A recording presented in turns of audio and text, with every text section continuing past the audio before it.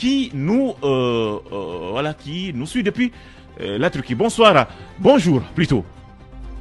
Monsieur Condé. Bonjour, Monsieur Bangura. Bien. Bonjour, Monsieur Bangura, à vos chroniqueurs et à vos millions d'auditeurs et téléspectateurs. Alors, dites-nous, quelle est la situation? On parle bien sûr de cette chasse aux immigrés en Turquie. Quelle est la situation qui prévaut actuellement? D'accord, merci beaucoup déjà de me donner cette opportunité d'éclaircir la lanterne des uns et des autres sur la situation actuelle qui prévoit en Turquie.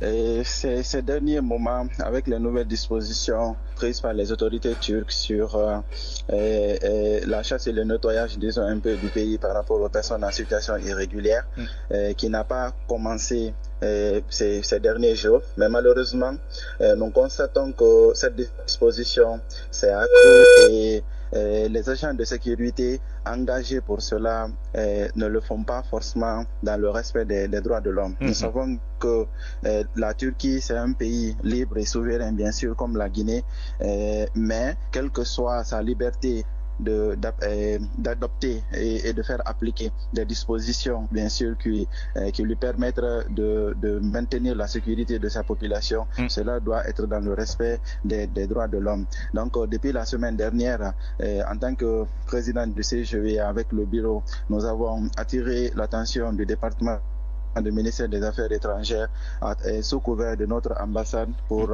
une lettre explicative de la situation qui prévaut, annexée de la liste qui nous a été remontée de toutes les personnes en situation irrégulière, une liste non exhaustive bien sûr, et des gens qui étaient détenus suite à cette situation, dans laquelle lettre nous avons demandé au département par la diplomatie bien sûr, de faire en sorte de venir en aide à nos compatriotes en situation irrégulière, parce qu'il faut signaler que ce n'est pas voulu.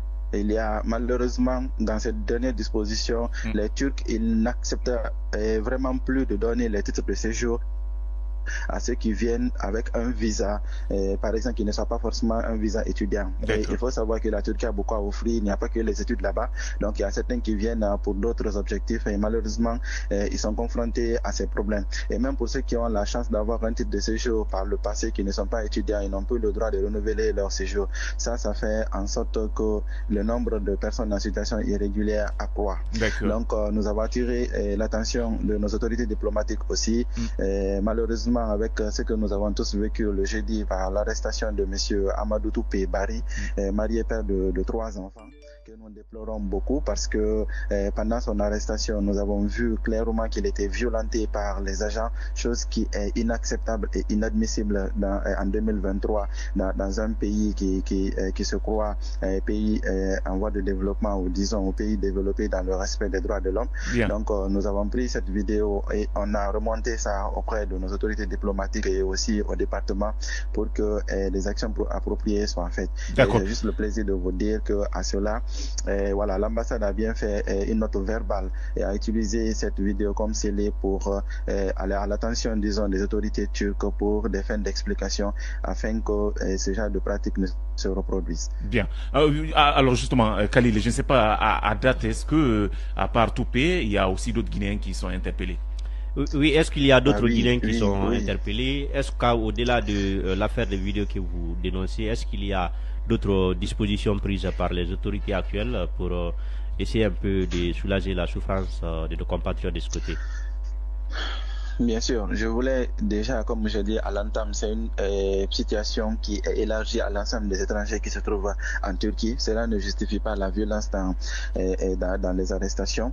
Nous avons fait une liste de plus de 177 Guinéens et après il y a entre 20 et 30 personnes aussi de la situation qui nous ont été remontées.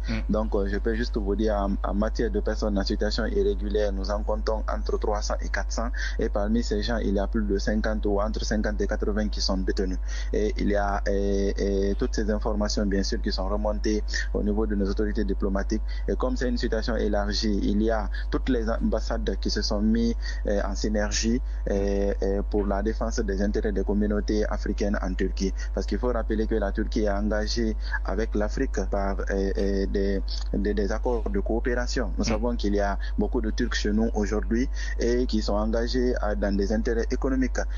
Pour venir en Guinée, il faut prendre un visa si vous n'êtes pas guinéen, si vous n'appartenez pas à la CEDEAO. Mais je n'ai encore jamais entendu parler d'un titre de séjour pour rester en Guinée. Et ils ne sont jamais inquiétés chez nous. Nous savons qu'en matière de diplomatie, il y a ce qu'on appelle la réciprocité diplomatique. On ne menace personne, mais il faudrait quand même qu'on nous respecte en tant que Guinéen, qu'on nous respecte en tant qu'Africain. L'Afrique est caractérisée par son hospitalité, par son sens de l'accueil. On ne crée pas de problème chez eux. En réalité, les gens veulent juste venir pour avoir l'opportunité soit d'étudier ou bien d'avoir une vie meilleure. Et pour cela, nous demandons d'être en situation irrégulière pour ne pas violer les lois et les dispositions du pays hôte. Ce qui est bien dit, hein. Je suis désolé, on n'a pas assez de temps. Eh bien, merci infiniment à vous, Monsieur Condé, d'avoir accepté de répondre à nos questions. C'est moi qui vous remercie. Passez une bonne journée. Au revoir. Alors.